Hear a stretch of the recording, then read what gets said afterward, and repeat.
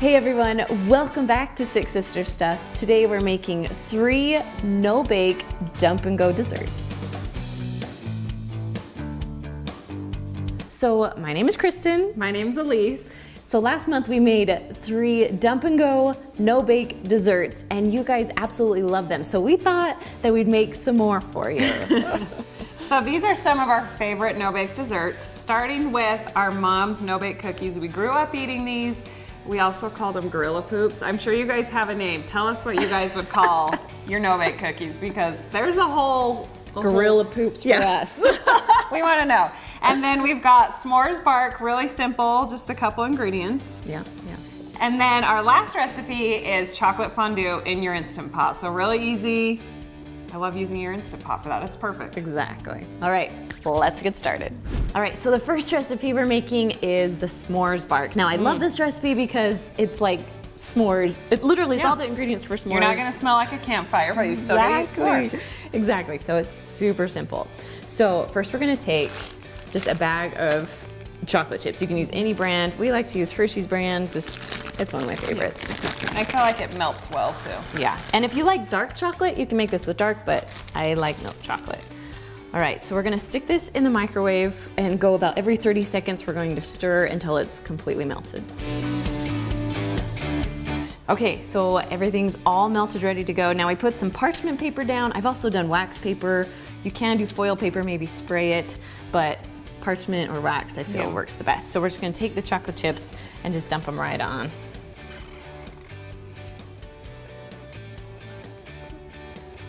Make sure I get all the chocolate. Now you can make this as thick or thin as you want. You can add more chocolate chips, but we're just doing the 2 cups today.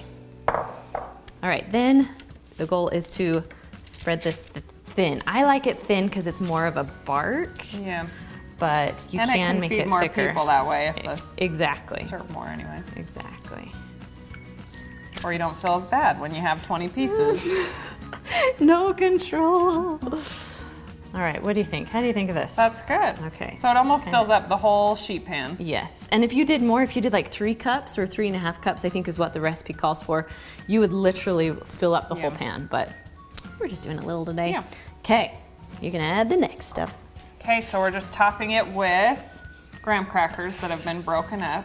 So I took 4 graham crackers and just like, broke them all up, and then just kind of coarsely. They don't need to be perfect. Exactly, because you think about it, it's going to be bark, so you're going to break it all apart, so it really won't matter how just want to pretty it make looks sure right now.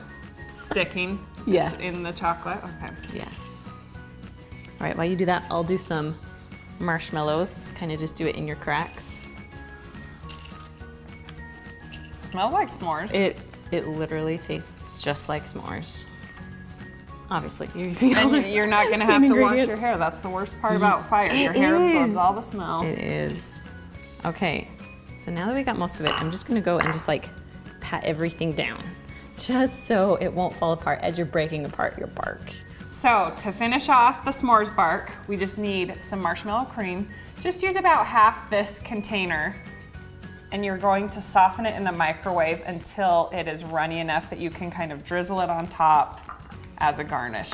Now, just a word of warning, in the microwave it will kind of puff up, and as soon as it puffs up, that's when you want to pull it out, and you'll just start mixing it, and it will become like stretchy, like the gooey marshmallow stuff. A little thinner. Exactly. Okay.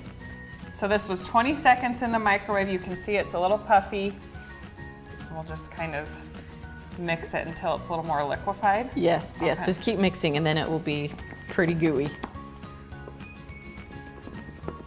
Now, it's a little hard to drizzle, but it'll come. So I kind of just did that, and then it doesn't have to be pretty because it's bark. It doesn't matter, so. Nice, you're doing great. You're doing much better than I did. Here. Oh, that's gonna be a marshmallow. I want that bite, I want that bite. All right, and that's literally all there is to it. So we're gonna stick this in the freezer. It works better in the freezer because it hardens a lot faster, because if it's kind of warm in your house, the chocolate will get a little soft. So I would suggest keep it in your freezer before you're ready to serve it. All right, stick it in. Okay. So we took our s'mores bark out of the freezer, broke it up into pieces. You can see they're not uniform. They don't have to be perfect. It looks so cute. It looks so cute. All right, try it? Try it. Oh, that's good. Tastes like summer. Right? Just without the fire. Yeah. All right, moving on to the next recipe.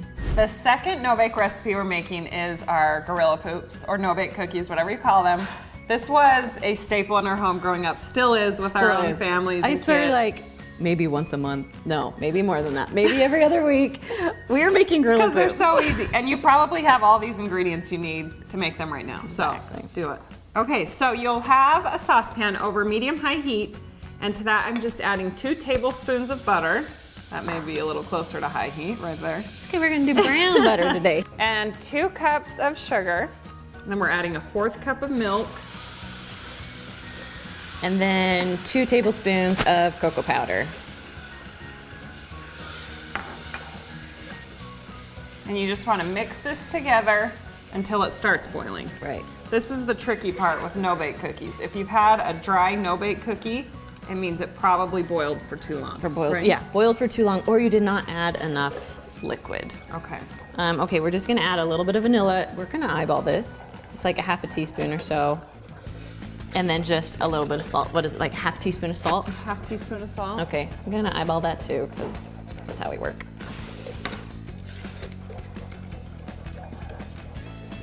So this usually takes a couple minutes just to kind of incorporate everything and Yep. get it to the right temperature to boil. Exactly. And you don't want like little tiny bubbles when you boil. You want A big rolling boil. So you can see it's boiling now. It Big smells rolling boil. so good. So as soon as it boils, do we let it go for a minute? Yeah, just for like a minute or so, and then Take pop it off the heat. Yep. Okay. This has been going for a little bit, so we'll take it off. And it'll still boil for a second, so just be careful, it's hot. Yeah.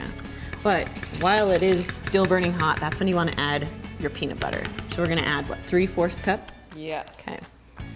And this is just easier to eyeball. The good thing, this recipe is very forgiving, Yeah. so we eyeball a lot with this. So 3/4 cup, we just use a creamy peanut butter. You could use crunchy. We've done that Yeah, before. and it just has a little bit of nuts, but I prefer creamy. Yeah.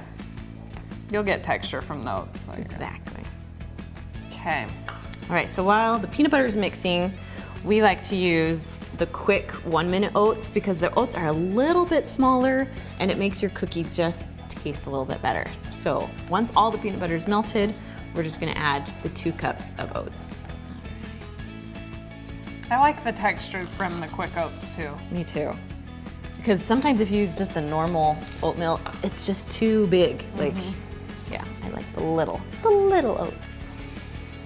So this starts setting up pretty quick after it's all mixed. Yeah, so you kind of gotta mix quickly.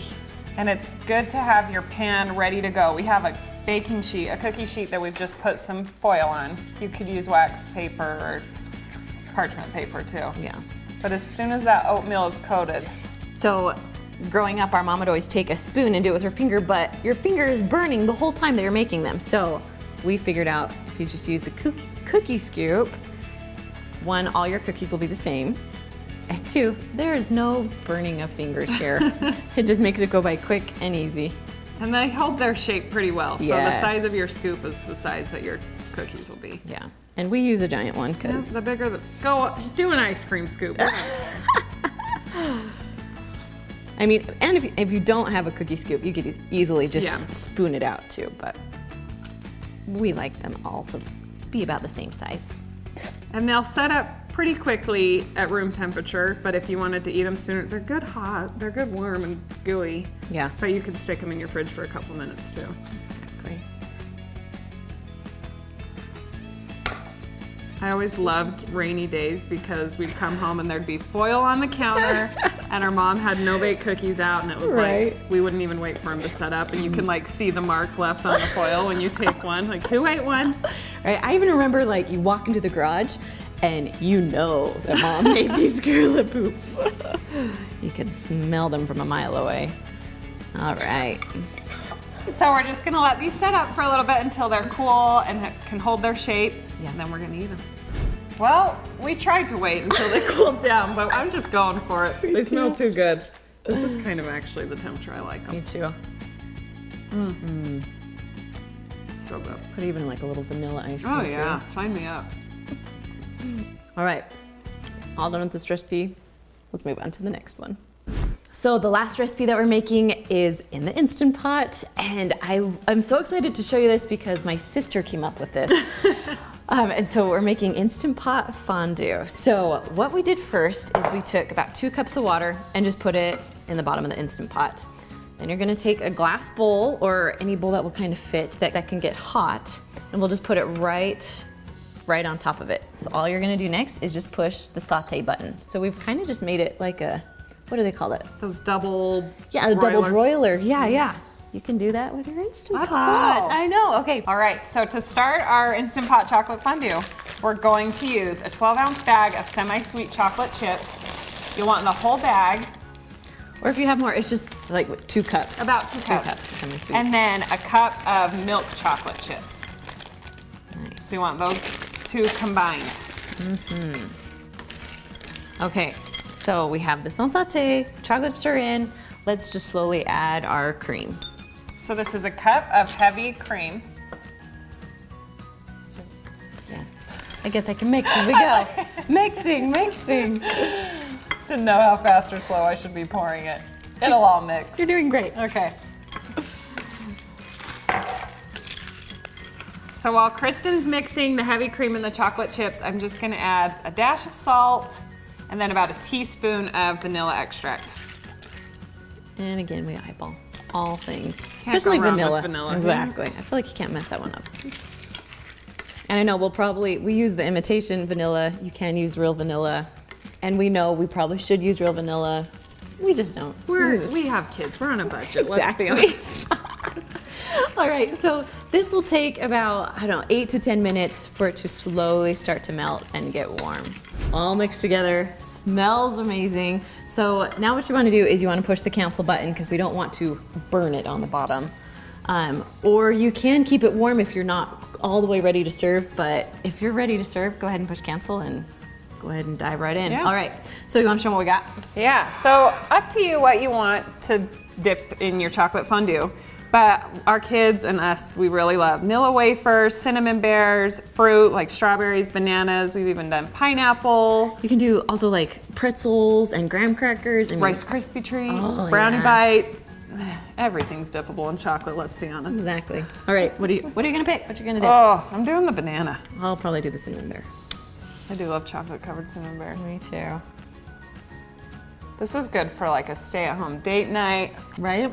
Kids will love it. It's still sweet enough from the milk chocolate mixed in with the semi-sweet. I like the semi-sweet in there too. And I mean, even after school snack, kids would love this. Oh yeah, you'd be the coolest mom on the block. Right. Now, if you love our dessert recipes, make sure you check out our other dessert recipes just right up there. And we'll see you guys next week. Bye.